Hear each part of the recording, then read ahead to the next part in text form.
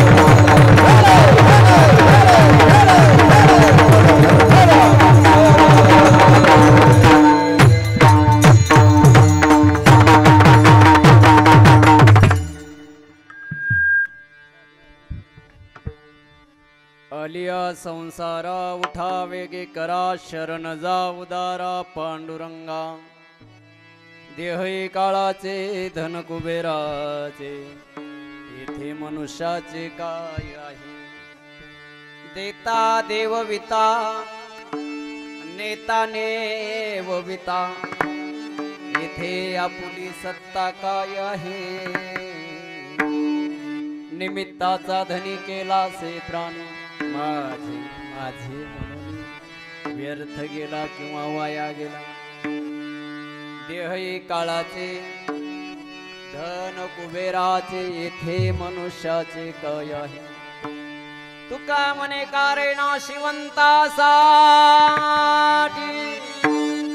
तुका म्हणे कारण नाशिवंतासाठी देवा सवयाटी पडतसे किंवा पाडितसे देह काळाचे धन कुबेराचे येथे मनुष्याचे काय आहे समचरण जरोजम जाणरे लाभुदाभ जगननिहित पाणी मंडना मंडनाना तरुण तुलसी माला कंदरम कंजनेत्रम सदै धवलहासं विठ्ठलं चिंतया पांडुरंगा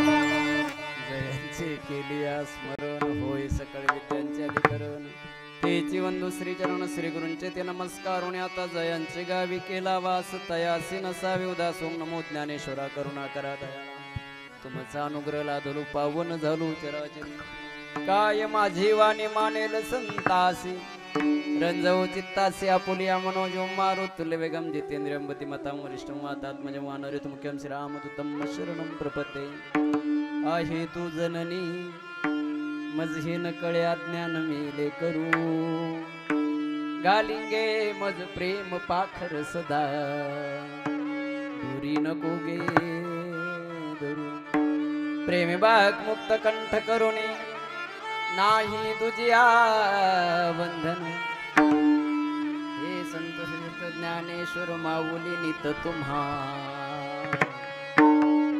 हे सद्गुरु किसनगिरी माऊली नित तुम्हा माझे असो वंदन सेवे लागी सेवक झालो तुमच्या लागलो निज चरणा आओ स्वामी तुमच्या देवा या वरी करावा सेवे लागी सेवक झालो तुमच्या लागलो निज चरणा आओ स्वामी तुमच्या देवा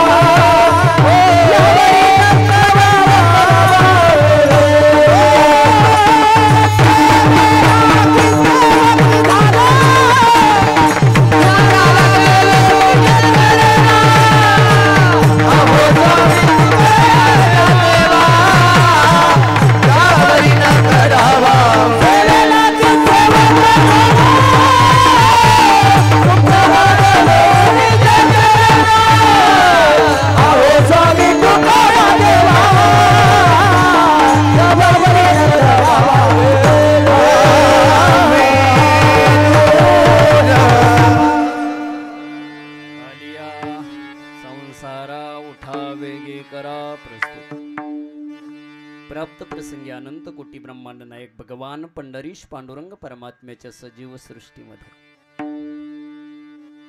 परमार्थ कार्य करण्यासाठी त्या परमात्म्यानं दिलेलं हे सुंदर शरीर तुम्हाला सांगू का त्यांनी एवढं सुंदर आहे त्याचं काम करण्यासाठीच दिलंय कोणाचं कोणाचं बोलत जा कोणाचं कोण म्हणलं सासऱ्याचं तिकडे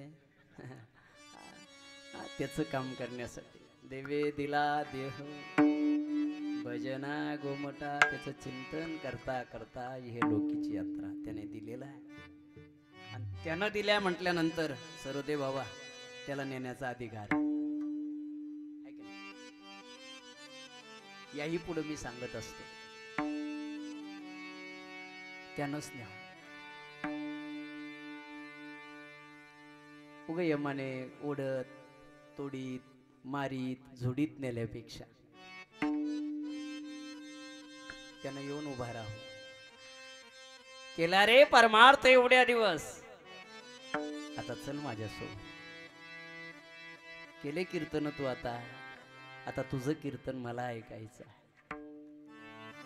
सुंदर गायलास आता तुझं गायन ऐकल्याशिवाय मला विटेवर उभा राहता येत नाही असं पांडुरंगाने म्हणा ऐक नाही बाबा दत्तात्रय बाबा तुझं भजन ऐकल्याशिवाय तुझं पक्वाद ऐकल्याशिवाय तुम्ही आता विना हातात घेतलाय तुमच्या विण्याची तार ऐकल्याशिवाय देवाला करमू नाही हे ज्या दिवशी घडतं ना त्या दिवशी असं समजून चालावं आपल्या जीवनाचा खरा शेवट झाला विठ्ठला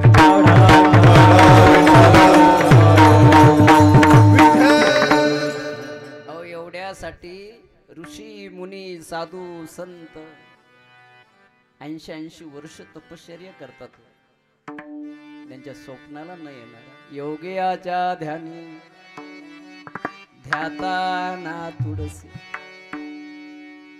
पण तो जगाचा बाप तुम्हाला सांगू तो कोवर आहे म्हणतो तो आमच्या मागे पुढे आहे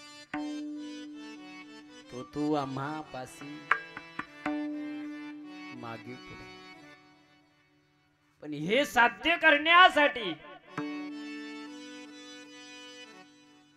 याची लागी हो केले नाना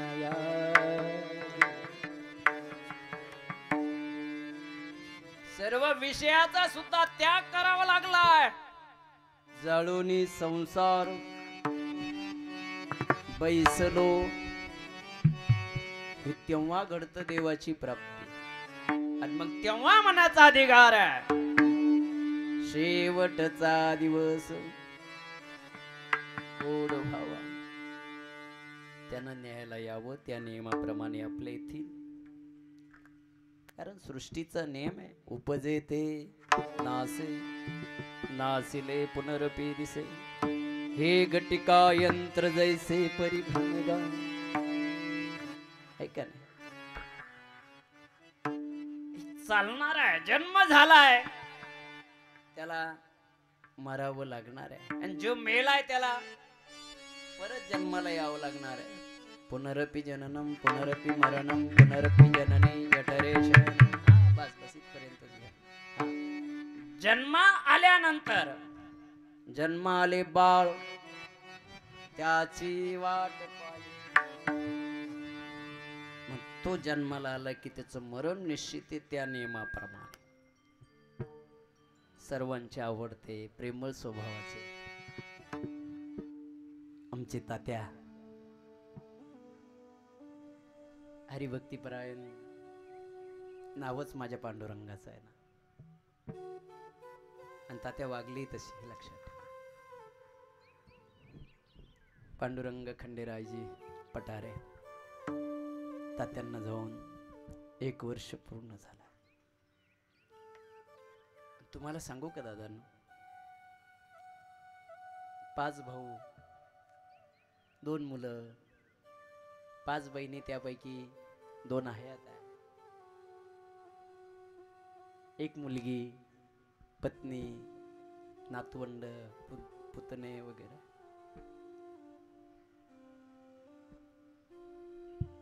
भाऊ गेल्याचं दुःख भावाला राहतं आणि भाऊ आहे तोपर्यंत कळत नाही. मी रोज कीर्तनात सांगतो दादा, सल्ला जर घ्यायची असेल ना, सकाळी भांडणं झालेली असू द्या भावाशी,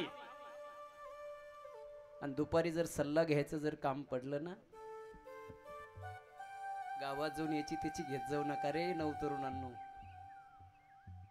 सल्ला घ्यायची.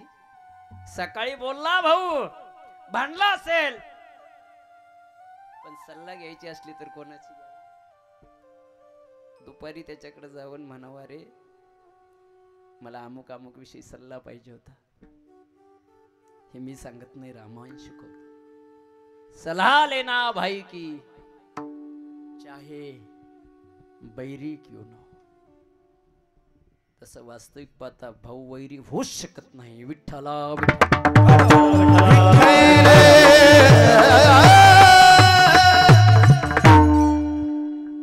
पण त्यासाठी आपण जन्माला कशाला आलोय, ज्यांनी जन्माला घातलंय त्याची आठवण असली ना, तो भाऊ कधीच वैरी होत नाही.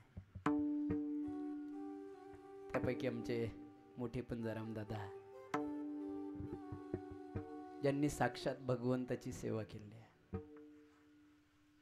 मी रोज कीर्तन सांगतो दादा, तुम्हाला जर देव पाहायचा असेल ना कलियुगामध्ये, अरे जा देवगडला, नुसतं त्या माऊली पुढे उभा राहा. साक्षात देवाचं दर्शन भास्करगिरी बाबा झाल्याशिवाय राहणार नाही. लक्षात ठेवा.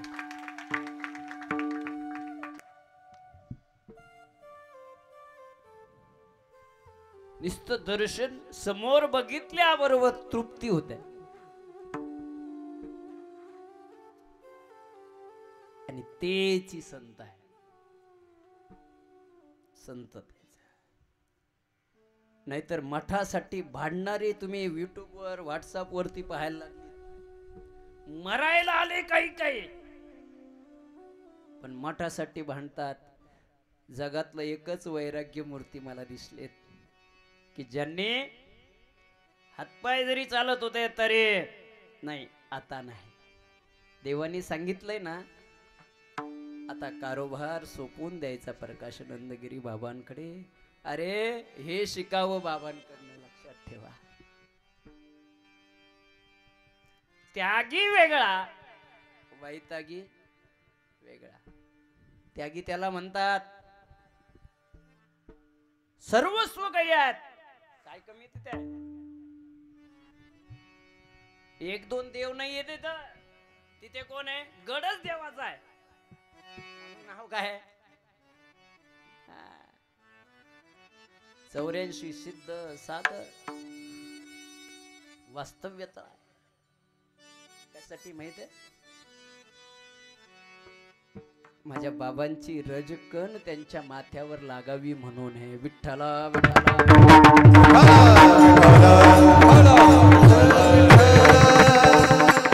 सर्वदेव बाबा मी या परिसरात आलो ना तर मी आवर्जून सांगत असतो लोकांना, अरे तुम्ही रात्रंदिवस देवाच्या सान्निध्यात देव पाहायची गरजच नाही आहे.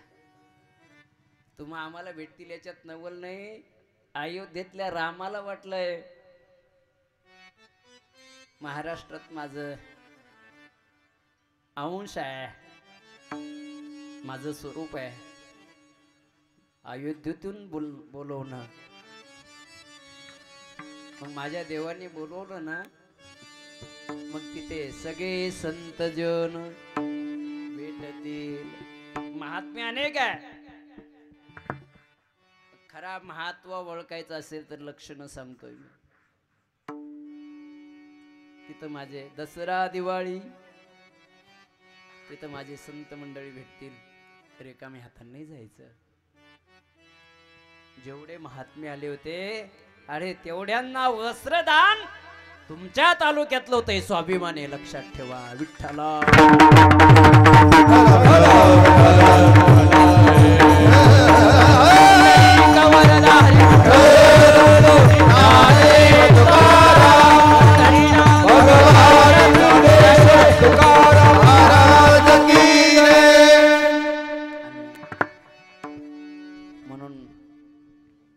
या पटारे परिवारांचं भाग्य आहे. पंजराम दादा शिवेला होते ना, आम्ही एकदा गेलो मुक्कामाला. दादांनीच व्यवस्था केली होती. आता त्याला 5-6 वर्ष झाली. दादा त्या बहुतेक तेव्हा भक्त निवास वगैरे बघायचे, त्यावेळेच गोष्ट आहे. नंबर 2 आमचे तात्या होते. नंबर 3 तुकाराम दादा. नंबर 4 दत्तात्रय दादा. आणि नंबर 5 सर्वात लहान आहे आमचे बाळासाहेब दादा. माझी विनंती या चौघांना, एक भाऊ जरी गेलाय दादांनो, मला माहिती आहे ज्या दिवशी भाऊ जातो ना, त्या दिवशी भाऊ आपल्या भावाच्या प्रेताकडे बघितल्यावर हातबल होत असतो. तू होता पाठीशी बळ होतय रे. आणि मग मागच्या आठवणी उजाळा येतो. भावांनाही दुःख आहे. आमच्या माय जाई आई आहे, पती गेल्याचं दुःख पत्नीला असतंच. मी रोज कीर्तना सांगतो, गाडी 2 चाकाने चालते. एक चाक निखाळ्यावर दुसऱ्या चाकाला फार त्रास होतो बरं माय.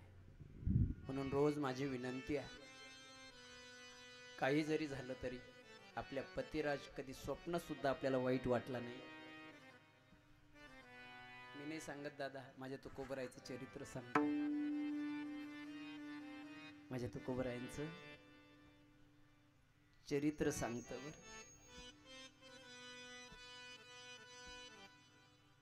रखमाई साहेब शेवटचा श्वास चाललेला आहे. एक स्त्री मेली, मांडीवर घेतलेला आहे. रखमा हात धरला, तो कोबरायचं सांगितलं, आता औषधाची गरज नाही बरं, मला तुमच्या मांडीवर डोकं ठेवायचंय. डोकं ठेव. डोक्यावरून हात फिरवलाय तो कोबराईने. काय भाग्यवान असेल ती माय, ज्याचा पाय लागावा त्याच्यासाठी जगाचा बाप पंढरपूरहून भंडारा डोंगरावर रात्रंदिवस राहत होता.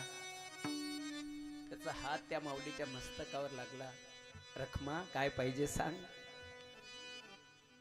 ऐका काय म्हटल्या रखमाई, काय म्हणले ऐका.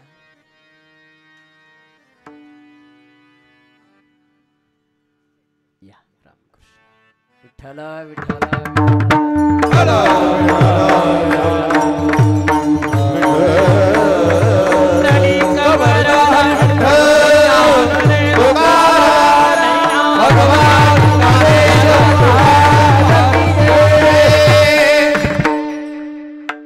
रखमा काय पाहिजे.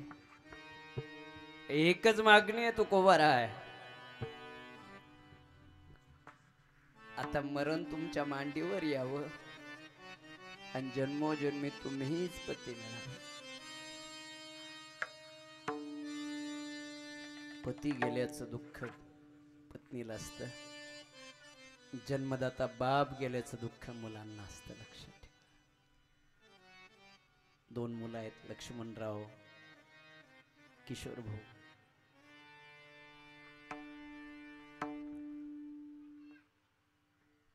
आता बाप आठवतो. मी रोज कीर्तना सांगतो बरं, आणि आज गरज यायची. त्या परवा दिवशीचे पेपर, 4-5 दिवसापूर्वीचा पेपर बघा. ते बापाचा राग आला म्हणून बापाला ते हातातलं काहीतरी फेकून मारलेलं बघा तुम्ही. परवाच्या का 4-5 दिवसापूर्वीच्या पेपरला बाप जागेवर गेला. आता बाप नाही, आता कळतंय. म्हणून रोज कीर्तनात सांगतो, नवतरुणांनो, जर उद्यापासून तुम्हाला जर कोणी विचारलाय तुमचा जगात देव कोणता आहे, छाती ठोकपणे सांगायचं आहे, माझ्यासाठी माझा बापच माझ्यासाठी कोण आहे. का? कारण भगवान को भी रुला नहीं कीता कि जिसमें होती है उसी का नाम बाप होता है. जो खुद की परवाह कभी नहीं करता लेकिन रात दिन परिवार की चिंता जिसे रहती है ना, उसी का नाम बाप होता है. जो खुद भूखास होता है लेकिन अपने बेटे को कभी भूखा नहीं सोने देता, उसी का नाम बाप होता है. और जो एक बार जाने के बाद जिंदगी में दोबारा कभी नहीं मिलता, उसी का नाम बाप होता है. जगाच्या बापालाही रडवण्याची ताकद जर असेल ना माय, त्याचं नाव बाप असतं बरं, जो स्वतःची कधीच पर्वा करत नाही. तुम्ही आठवा बापाचं चरित्र डोळ्यासमोर आणा. कोणताच बाप असा नाही दादांनो, तो स्वतःची कधीच पर्वा करत नाही, पण पोटच्या गोळ्याची रात्रंदिवस काळजी ज्याला असते ना, त्याचं नाव बाप असतं. जो उपाशी झोपतो पण पोटच्या गोळ्याला कधीच उपाशी झोपू देत नाही, त्याचं नाव बाप आहे. आणि जो एकदा का माती आड झाला तर परत कधीच मिळत नाही ना, त्याचं नाव बाप आहे. आमच्या लक्ष्मण भाऊला, किशोर भाऊला आता पावलो पावली बाप तात्यांची आठवण येत असेल. अरे अंगणात जरी तात्या बसेल असले तर ते अंगण त्यावेळेस स्वर्गासारखं वाटायचं. लक्षात ठेवा, कारण बाप हाच देव आहे. एक कन्या आहे, मंदात आहे.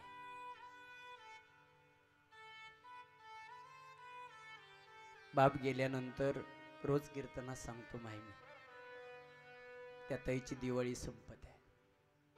बाप आहे तोपर्यंत दिवाळी. आणि आईपेक्षा कणभर बाप मोठा आहे. बरं, आईपेक्षा कणभर बाप मोठा आहे. तुम्ही म्हणसाल महाराज त्यांच्या माऊल्यांना राग येईल, त्या म्हणतील बाकीची कीर्तनकार आई माझी आई माझी आई माझी सांगतात, आणि हे बाबा म्हणतात आई तुमचा बाप आठवा म्हणजे तुम्हाला कळेल.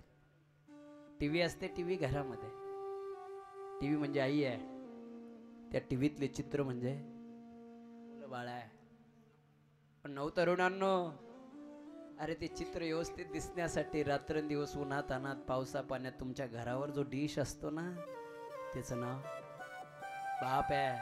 अरे जोपर्यंत डिश चांगला आहे तोपर्यंत टीव्हीला किंमत आहे. बरोबर आहे की नाही सर्वते बाबा? अरे डिश खराब झाला तर टीव्हीतले चित्र सुद्धा व्यवस्थित राहा.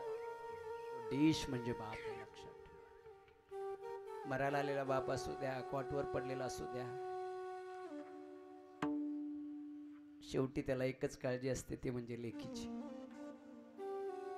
आणि तुमचा जीव सर्वात जास्त कोणावर असतो बरं माय? बापावर असतो. बापाचाही तुमच्यावर असतो. मरायला आलेला बाप, कॉटवर पडलेला बाप, एकच आजूबाजूला मुलं नातवंड भाऊ वगैरे दिसतात, त्यावेळेस तो म्हणत असतो एक काम करा, माझ्या ताईला बोलवा, मला तिला एकदा पाहावं वाटतंय, बोलावं वाटतंय.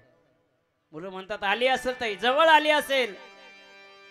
अर्धा तास वाट बघतो बरं, आणि अर्ध्या तासानं तो बाप म्हणत असतो पोराव मला नाही वाटत माझी ताई येईपर्यंत मी राहील. एक काम करा, माझ्या ताईला इस्टेट नाही दिली तरी चालेल, माझ्या ताईला पैसा नाही दिला तरी चालेल, पण माझ्या ताईची दिवाळी खाली जाऊ देऊ नका. हा म्हणणारा कोण असतो? बाप असतो. म्हणून बाप आहे तो. आज तो बापही निघून गेला. 2 बहिणी आहे, पार्वताई साहेब आणि सरस्वती आई साहेब, भाऊ गेल्याचं दुःख भाऊबीजीला तर न कळत, पण एवढं जरी झालं दादा, सृष्टीचा नियम आहे, इथं आल्यावर जावं लागणार आहे. येथे नाही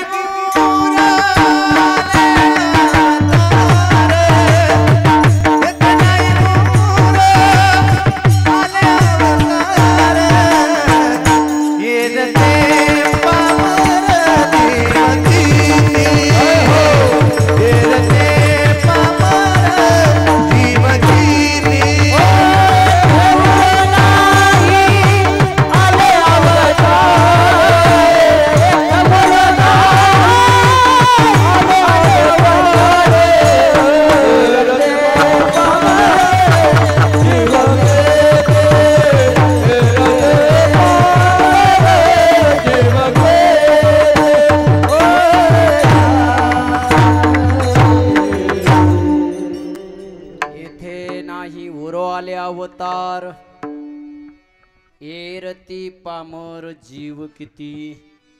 इथं जे आलंय त्याला जावं लागणार आहे, पण इथं येणंही तेवढं सोपं नाही आहे. विठ्ठला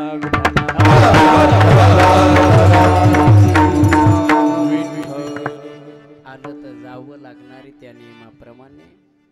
1 वर्ष झालं त्यांचा पुण्यस्मरणाचं चिंतन माझ्यावर, संस्थेवर खूप नितांत प्रेम करणारे आमच्या शुभम भैया पटारे यांनी सांगितलंय मामांना, मामा आमचे सांडे मामांना सांगितलंय की महाराजांना निरोप द्या. कीर्तनाची तारीख जवळजवळ 6 महिन्यापूर्वी बुक करून घेतली.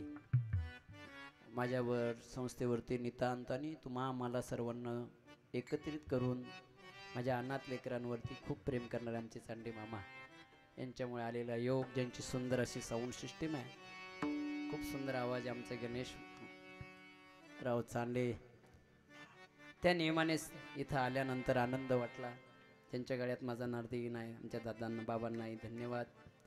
महाराष्ट्रातील सुप्रसिद्ध गायक अभिनवे, माझ्या वारकरी संप्रदायाचं वैभव, सुंदर असे हरिभक्तीपरायण आमचे काशीनाथ महाराज टेकाळे बाबा, माझ्या संस्थेचं वैभव हरिभक्तीपरायण आमचे गणेश महाराज आहे, आमचे सुंदर असे कीर्तनकार गायक आमचे कचरू महाराज आहे, सर्व बाल वारकरी मंडळी ज्यांच्यावरती आज वारकरी संप्रदाय टिकून आहे, आमचे सर्व वारकरी मंडळी.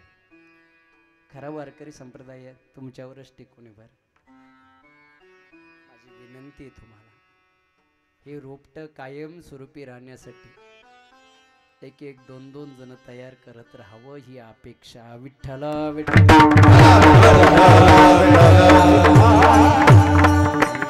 मृदंग सम्राट, मृदंगाचे महामेरू आमचे हरिभक्तीपरायण आमचे कृष्णा महाराज, खूप सुंदर गोड आवाज हात आहे, तुम्हालाही धन्यवाद. माझ्या संस्थेतले हरिभक्तीपरायण आमचे मृदंग सम्राट आकाश महाराज, पुरुषोत्तम महाराज, सर्वांना आमचे दत्तात्रय महाराज आहेत, आमचे हरिभक्तीपरायण सर्वदेव बाबाई पूजनीय आदरणीय दोन्ही महाराज मंडळीला धन्यवाद देतो. चिंतनाला वेळ कमी असल्यामुळे थोडंसं पुढे चालतो. विठ्ठल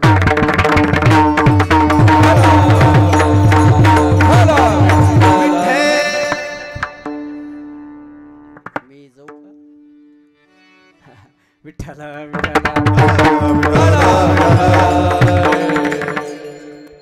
इथं येणंही तेवढं सोपं नाही. इथं येण्यासाठी 84 लक्ष येऊने हिंडता दुःख भोगीले, 84 लाख येऊने भोगून इथपर्यंत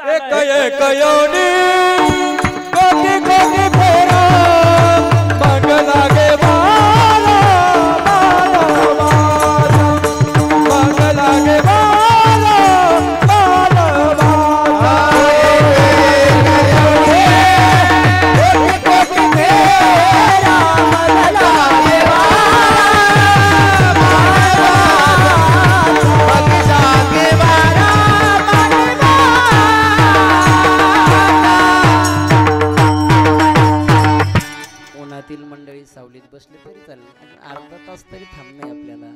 विठ्ठला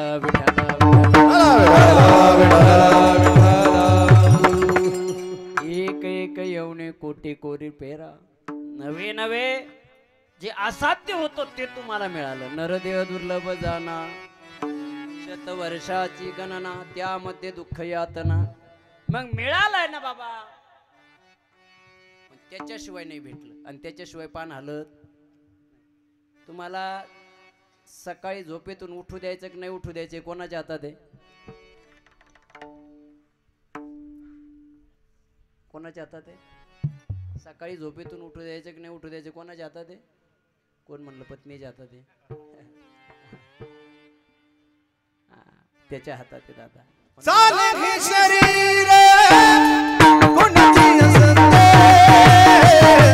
चाले हे शरीर कोणाची असते चाले हे शरीर कोणाची असते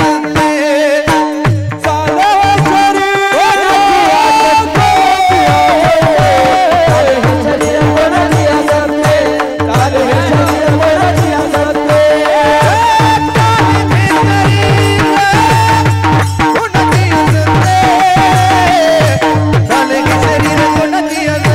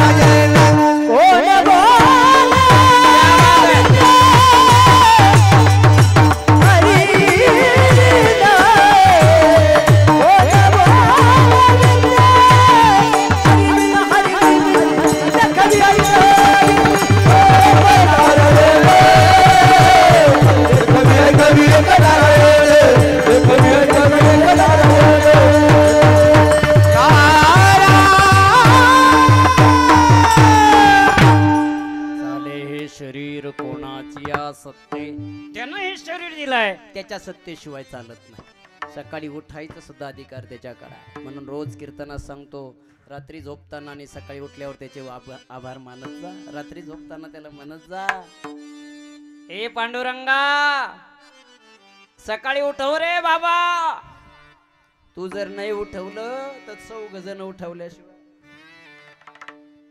म्हणून तू उठवलं पाहिजे रे आणि सकाळी उठल्यावर त्याला म्हणायचं बरं झालं देवा तू मला उठवलंय म्हणून त्याची आठवण करत जा नाहीतर खाऊ द्यायचं का नाही खाऊ द्यायचे त्याच्या हातात आहे झोपू द्यायचं का नाही अहो तुम्ही गादी आणणं तुमच्या हातात आहे पण त्या गादीवर झोप येऊ द्यायची की नाही येऊ द्यायची कोणाच्या हातात आहे त्याचं नाव देव आहे लक्षात ठेवा मग त्या देवाने तुम्हाला जन्माला घातलंय ना दादांनो आलेच ना या नरदेहाला मग आल्यावर एक काम करा आलिया संसारा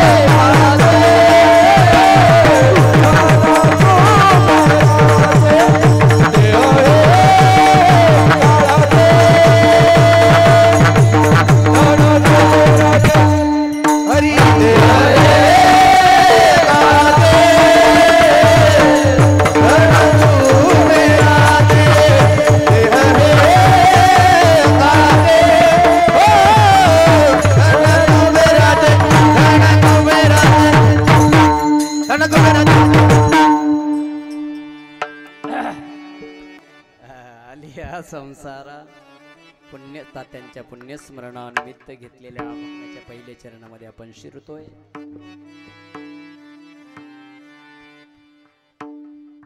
आता ज्याच्या निमित्त चिंतन आहे ते पुण्यस्मरण म्हणजे काय, केलंच पाहिजे का, नाही केलं तर चालत नाही का, बरोबर आहे का नाही? पुण्यस्मरण किती दिवसानं केलं पाहिजे हाही प्रश्न. पण देह गेल्यानंतर जो जीवात्मा आहे, जीव हा मरत नाही. तसं नैनम शिंदंती शस्त्राणी नैनम दहती पावकः न चैनम क्लेदयन्तापो न शोषयति मारुतः. या जीवाला कोणी मारू शकत नाही, या जीवाला कोणी जाळू शकत नाही. जीव मरत मरतय शरीर, आणि शरीर मेलं की त्याचं ना रूपांतर होतं प्रेतात. जीव निघून गेला आणि तो जातो कुठे? त्या देहाच्या अवतीभोवती फिरत असताना बाकीच्या तयारीला लागतात लोक, म्हणते अंत्यविधीची तयारी. पण आपल्या प्रत्येक हिंदू धर्मामध्ये ऐका जरा, एकही परंपरा रूढी असेल ती शास्त्रयुक्तच आहे. असं एकही नाही की तिच्यात शास्त्र नाही आहे. तुमच्याकडे त्या प्रेताला तिरडीवरती ठेवल्यानंतर त्याच्या सोबत काहीतरी देतात का नाही? देतात का? गुलाबजाम, बासुंदी, बालुशाही, श्रीखंडपुरी हे नाही देत तुमच्याकडे? आमच्याकडे बी देत नाही. काय देतात बरं? पीठ देतात, पीठ. लक्षात ठेवा. पण हे जेव्हा बघितलं ना त्यावेळेस लक्षात ठेवत जा. आमच्याकडच्या लोकांना सांग, तुमच्याकडचे लोक चांगले आहेत, मी आमच्याकडच्या लोकांना सांगत असतो, ए बंधारे कोरणांनो, जे बंधारे कोरतात ना त्यांना सांगत असतो, अंत्यविधीला जाऊन ते पीठ पाहत जा. किती जन्मभर बंधारे कोरले जाताना काय नेलंय? पीठ. पण ते पीठ का? क्षितिजल पावक गगन समीरा पंचरचित अधम शरीरा. हे शरीर 5 तत्वापासून बनले. देहा 5चा अनिला उसना शेकी ज्याचा त्याला देणे लागे. मग पहिलंच हे शरीरामध्ये तत्व आहे ते मातीचं आहे, आणि पीठ त्या शरीराजवळ बांधल्यानंतर माती तत्व त्या पिठात जातं. पिठातच का जातं? पीठ हे धान्यापासून येतं, धान्य मातीपासून येतंय. मग पहिलं तत्व गेलंय. दुसरं तत्व अग्नी. जेव्हा आपण तिथं सरणावरती ठेवतो तिथं पाणी पाजल्या जातात. आता मला सांगायला तेवढं वेळ नाही, पण धावत्या वेळात सांगतो. पाणी का पाजतात बरं? त्या प्रेताला तहान लागली म्हणून नाही, मग पाणी त्याच्या शरीरातलं पाणी तत्व काढायचं म्हणून.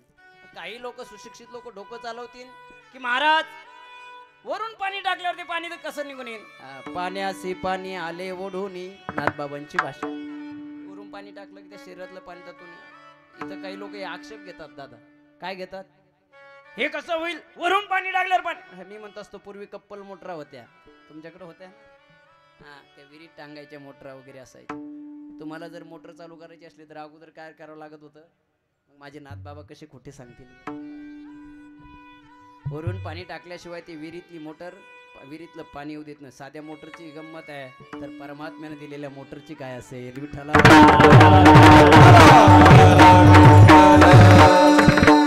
पाणी पाजतात. त्याच्यानंतर अग्नितत्वामध्ये शरीर जात आहे.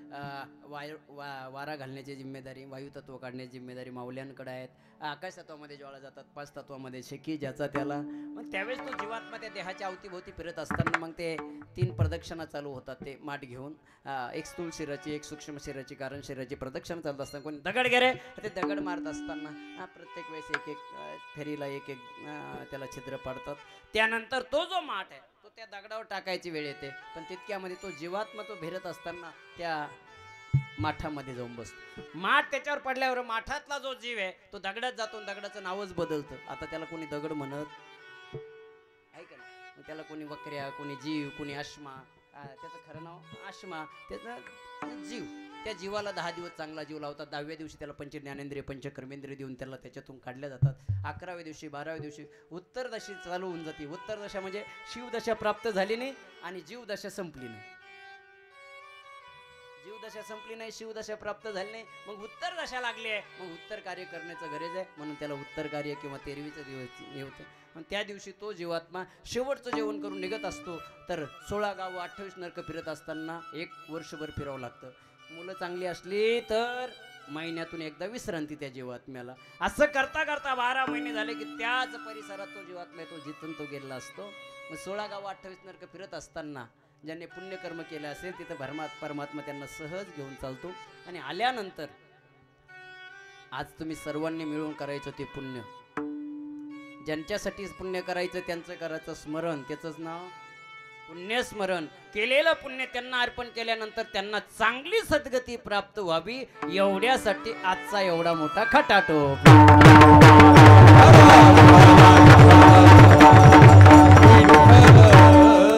परिवारांना द्यावं तेवढा धन्यवाद कमीच आहे. आणि तात्यांवरती प्रेम करणारी ही मंडळी. मनुष्य गेल्यानंतर त्याच्या अंत्यविधीसाठी, त्याच्या पुण्यस्मरणासाठी जनसमुदाय जेव्हा जमा होतो ना, तेव्हा कळतो माणूस कसा असेल. विठ्ठला पहिल्या चरणामध्ये आपण चाललो होतो. आलिया संसारा उठा वेगे करा. तुकोबर आहे म्हणतात बाबा लवकर आवरा, लवकर लवकर का आवरा, कारण त्याचा आहे दादा. अहो आज नाही, आम्ही 50 वर्षानंतर 60 वर्षानंतर परमार्थ करू. अरे त्या 60 वर्षापर्यंत तू जगशील का नाही हे सांगता येत. क्षणभंगूर नाही भरवसा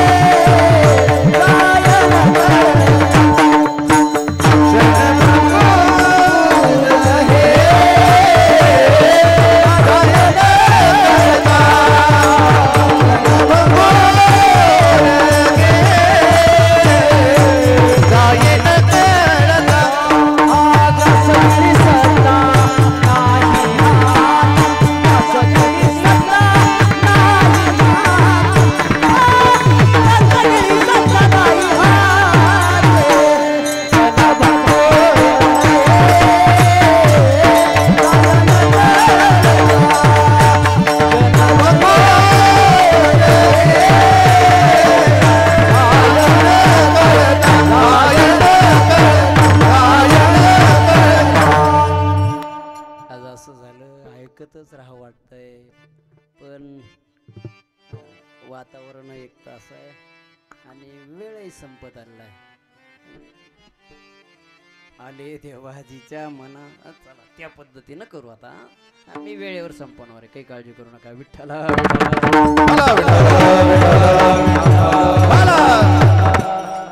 क्षणभंगूर नाही भरवसा. ऐकाव कोणाचा भरोसा, कधी केव्हा काय माणसं निघून जातील हे सांगता येत नाही. म्हणून तो कोबराय म्हणतात दादा, अरे उठा वेगे करा. काय करायचंय? शरण जा उदारा पांडुरंगा. कोणाला याला त्याला शरण जायचं नाही सांगितलं, कोणाला जायचं सांगितलंय? उदार असणे राव. शब्द खूप खूप सुंदर वापरले. वाक्य रचना आहे. उदारा. तेवढाच एक तुझी एक कृपा, तेवढा एक कृपावंत दाता आहे. लक्षात ठेवा, दातृत्ववान तोच आहे. उदार तू हरी, ऐसी कीर्ती चराचरी. तो उदार असल्यामुळे त्याला शरण जा. मग त्यालाच का शरण जायचं आहे? कारण जन्म मरण निवारण्याचं काम त्याच्याकडे आहे. भवसागर तरता, भवसागर कटी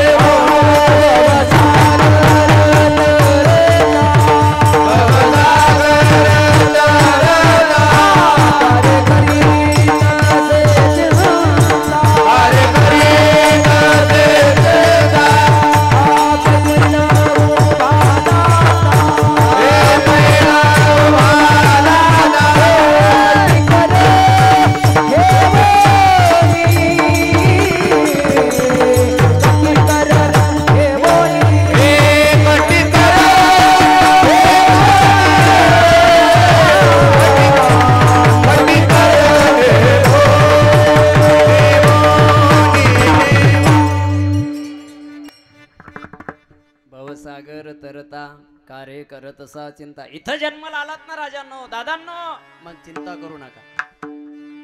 आणि चिंतावरून आठवलं म्हणून एक सांगतो, जीवनात किती कोणतंही मोठं दुःख आलं तरी आत्महत्या करू नका. माझी विनंती आहे तुम्हाला. रोजच्या पेपरला 2-2, 4-4 आत्महत्या ऐकायला भेटतात. अरे आपण गेल्यानंतर काय अवस्था होते. मी आत्महत्या का करू नका सांगतो, ऐका. आत्महत्या केल्यानंतर माझी तुम्हाला विनंती आहे, आपण ज्या दिवशी आत्महत्याचा विचार येईन तेव्हा आमच्या संस्थेवर एकदा या. माझ्या या लेकराला विचारा, आईने आत्महत्या केल्यानंतर काय अवस्था असते, आई वडील गेल्यानंतरची काय अवस्था असते. 1-2 नाही, 82 लेकरं सांभाळतो बरं, ज्यांना आई नाही, वडील नाही. आणि माय बापाला नवतरुणांना ऐका जरा, ज्याला बापाचा राग येत असेल, आईचा राग येत असेल ना, ज्याला देवाचा राग येत असेल, त्यांना आमच्या संस्थेवर या. जीवनात मायबापाचा, देवाचा आणि संतांचा कधीच राग करायचा नाही. का नाही, ऐका. आता दिवाळीला सुट्ट्या लागल्या. माझ्याकडे बिगर मायबापाचे 82 आहेत. तसे 350 विद्यार्थी माझ्याकडे आहेत, ज्यांना आई वडील आहेत वगैरे. असे ज्यांना आई वडील आहेत ते न्यायला आलेत बाबा बरं का दिवाळीत. याच्यापेक्षा लहान मुलं आहे माझ्याकडे, 4 वर्षाचे, 3.5 वर्षाचे. ते 4 वर्षाचं लेकरू माझ्याकडे आलं. काय म्हणलं माहिती आहे? ऐका रे राजा हो, नवतरुणांनो. ते काय म्हणलं माहिती आहे? बाबा, ते बिशूची मम्मी आली, त्या रोहितची मम्मी आली, माझी मम्मी कधी येणार आहे? मी म्हटलं बाळा, तुझी मम्मी देवा घरी गेली. ते काय म्हणलं माहिती आहे? त्याला देवा घरी म्हणजे हेही कळत नाही बरं, छोटस 3.5-4 वर्षाचं. ते काय म्हणलं माहिती आहे? अरे तेव्हा कळतं देव कुठं आहेत. ते काय म्हणलं माहिती आहे? ते म्हणे त्या देवाला फोन लावा, त्याला म्हणा माझ्या मम्मीला पाठव म्हणा. मी त्याला उचललं, कवटाळलं, म्हणलं बाळा, जे देवाच्या घरी गेलं ना ते परत येत नसत. मग दिवाळीला येणार नाही मम्मी असं म्हणून त्यानं मला कवटाळलं, रडायला लागला आई म्हणून. लोक मला अनाथाची माऊली म्हणतात, पण माऊली होणं एवढं सोपं नाही. माऊली होणं एवढं सोपं नाही बरं. दिवाळीच्या दिवशी त्या लेकराने हट्ट केला, जेवेनच नाही जोपर्यंत माझ्या आईला बघत नाही, बोलत नाही तोपर्यंत. म्हणलं बाळा जेवण कर. त्याने हट्टच केला की नाही मला जेवायचंच नाही. पण माझा जो जुना मित्र आहे, मी त्याला माझा जो जुना विद्यार्थी आहे पारनेर तालुक्यातला, त्याला फोन लावला. त्याचं आत्ताच लग्न झालेलं होतं. त्याला म्हणलं बाळा तुझ्या बायको जवळ जाईल, तिला फक्त एवढंच ना, तिला म्हणा बाळा मी तुझी मम्मी बोलते आहे, तुला बघायला येईल. किशोर दादा आणि लक्ष्मण दादा तुमच्यावर जिम्मेदारी सोपवतोय. ऐका, एक देव गेलाय तुमचा, पण एक सोन्यासारखा देव तुमच्या पदरात आहे. त्या माईला चांगला जीव लावा बरं, कारण सर्व होता येतं, माय होता येत नाही. ऐका, का होता येत नाही? त्यानं त्या पत्नीजवळ फोन दिला, ती बोलायच्या अगोदर काशीनाथ बाबत हे बोलायला लागलं. ते 3.5-4 वर्षाचं लोक. ते काय म्हणलं माहिती? अगं मम्मी, त्या बिशूची मम्मी आली, त्या रोजची मम्मी आली, सर्वांची मम्मी येतात, तू आलीच नाही. मला फराळाचं नको, मला फटाके नको, मला लाडू नको, फक्त तू ये.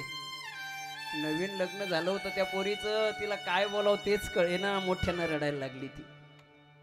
10-15 मिनिटं झाली, मी म्हटलं मी फोन घेतला तर मग ती म्हणायला लागली मला काय बोलावं तेच कळत नाही. हे आई झाल्यावरच कळत होता. म्हणून किती संकट आली आणि असं जर कधी प्रसंग आपल्यावर आला तर एक काम करायचं, शरण जा उदारा पांडुरंगा, त्याला शरण जा. त्याला शरण गेल्यावर काय करतो तो काय करतो तर तो भवसागरातून तो हा उतरील पार, तो हा उतरील पार, तो हा उतरील पार, तो हा उतरील पार. हे भवदुस्तर नदिका, भवदुस्तर नदिका,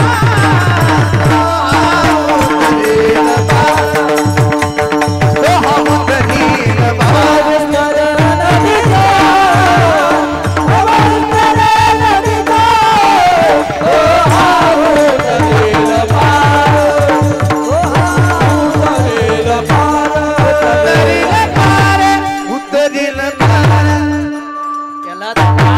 त्यालाच का शरण जा म्हणतात तुकोबरा, एवढं सांगायचं सेवेला पूर्ण विराम द्यायचा. तो हा उतरील पार. अनेक जणांनी जे जे शरण गेले त्याचं सर्वस्व मागे पुढे उभा राहे संभाळीत आलिया आघात, म्हणून त्याला शरण जा. आणि आताचं उदाहरण सांगतो, सेवेला पूर्ण विराम देतो. माझ्याकडे पारनेर तालुक्यातला मुलगा आहे. आई गेली, वडील गेले, घरी कोणी नाही, चुलताकडे वगैरे राहायला लागलेत. एक दिवस चुलत्याच्या मुलाची याची भांडणं झाली. त्याच्यावरच भार का सोपवायचा सांगता तुकोबरा आहे का, त्याला शरण का जायचंय. कारण जगात तुमचं सर्वस्व ऐकणारा त्याच्याशिवाय कोणी नाही. चुलत्याच्या मुलाची याची भांडणं झाली. चुलती कोणाला मारणार,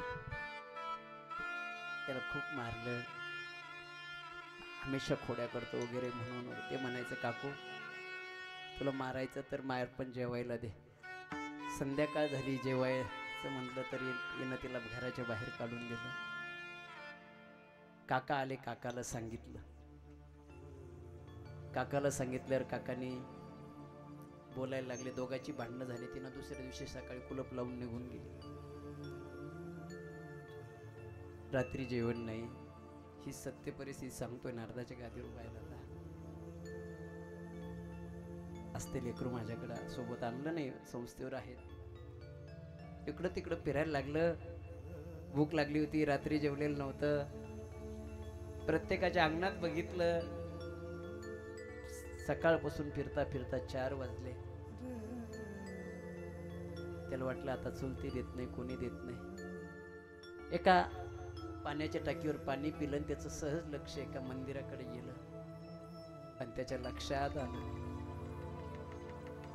आई सांगायची लहानपणी, बाळा देवाकडे मागत जा. म्हणून त्यानं ते मंदिर बघितलं. महादेवाचं मंदिर होतं, तिकडे गेलं. त्याच्या लक्षात आलं माणसं नाही देत, पण देव दिल्याशिवाय. आणि म्हणून ते तिथं गेलं. पण त्याचं नशीब असं, त्या दिवशी एकादशी होती. त्याला वाटलं होतं नैवेद्य असेल का एखादा आपण उचलून खाऊ.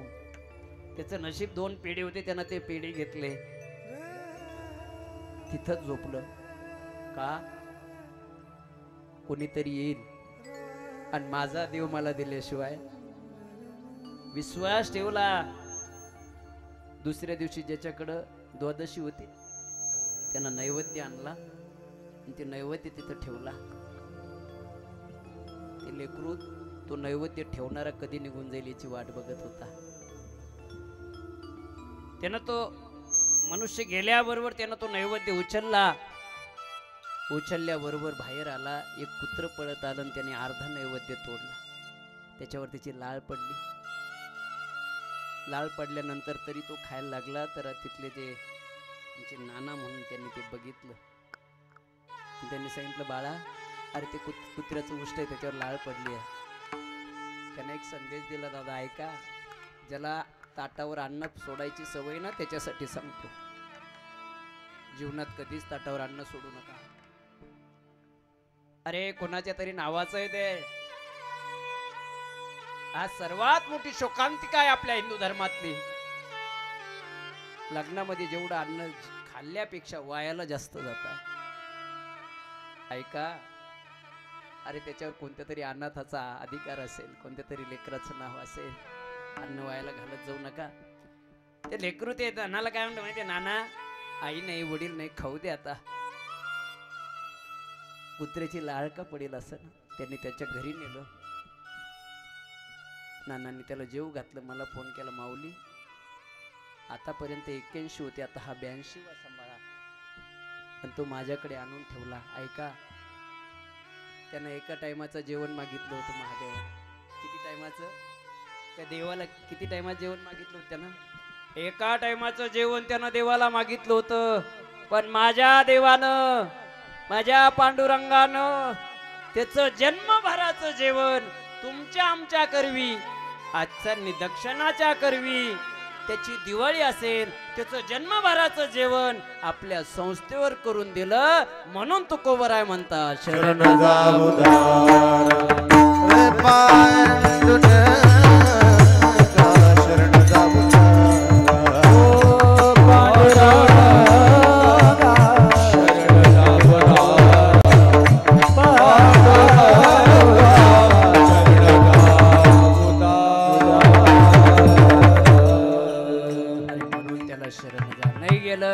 राजा हो. देह हे काळाचे, धन कुबेराचे. देह काळाचे, धन सहज कुबेर निघून जाईल. इथे मनुष्याचे काय आहे, देणाराही तो आहे आणि घेऊन जाणारा सुद्धा तो आहे. अरे एका रात्यात गव्हाचा नाश होणारा आणि गहू चांगले देणारा तो देव आहे. देता देवविता, नेता नेविता, येथे आपली सत्ता. मग आम्ही कशासाठी आहे? निमित्ताचा धनी केला असे प्राणी, माझे माझे म्हणून व्यर्थ गेला. मग महाराज एवढा असून तरी तुकोबराय म्हणतात, या नाशवंतासाठी आटापिटा करतो. तू का म्हणता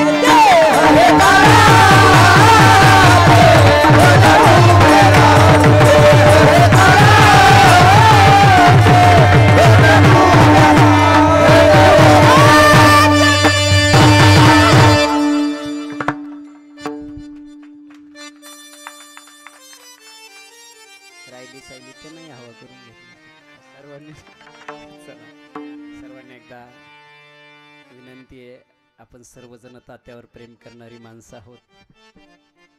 तात्या जिथे असेल तिथे खूप माझ्या परमात्म्याच्या सान्निध्यामध्ये. बघ आळंदीसारखं वातावरण, किती सुंदर असं चिंतन, किती सुंदर असं कीर्तन, किती सुंदर असे गायक वादक. चल, म्हणून जगाचा बाप सुद्धा आज तात्यासोबत आहेत. सर्वांना माझी विनंती आहे, हाताने टाळी मुखाने नामस्मरण करून आपण तात्यांना भाववंदना द्यायची आहे. त्यांना आपलं झालेलं पुण्य त्यांना समर्पित करायचं. सर्वांनी एकदा हात वर करा. हात वर का, उभारीला हात म्हणून आणि एक साथ टाळ्या वाजल्या पाहिजे. अशा टाळ्या बघा, वरून राजानं सुद्धा कृपा केली. नाही तर मी सकाळी निघलो तेव्हा पाऊस चालू होता, रात्री पाऊस होता तुमच्याकडे. म्हणून तात्यांनी विनंती केली असेल देवाला, थांब बाबा सर्वांचे हात बघून घे एकदा. म्हणजे टाळ्या वाजताना सर्वांनी एकदा, कॅमेरेवाले दादा मस्तपैकी सर्वांचे हात घ्या. एक साथ टाळी वाजायची. एक साथ एक साथ एक.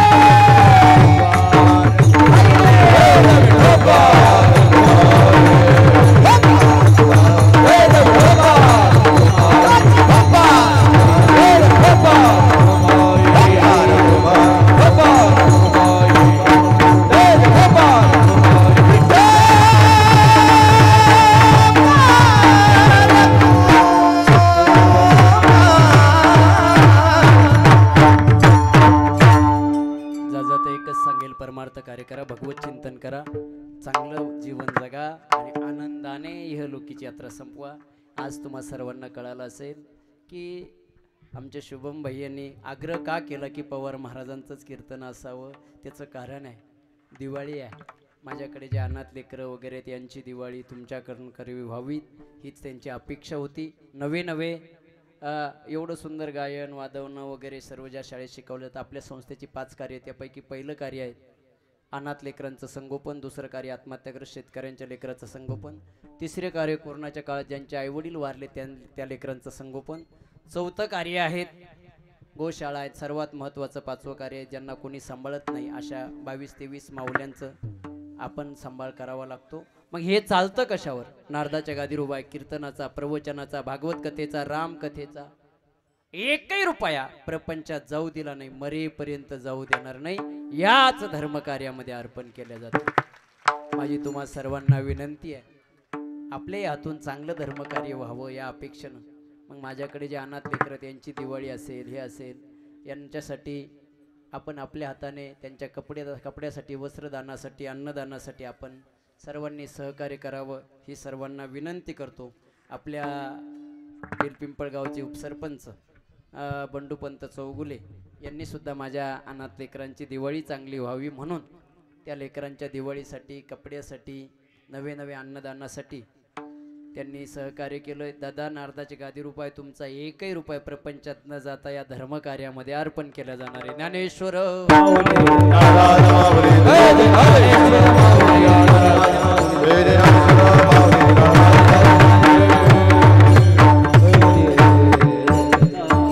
एवढं मोठं कार्य असल्यामुळे मामांचं सर्व लक्ष आमचे चांडे मामा आहेत.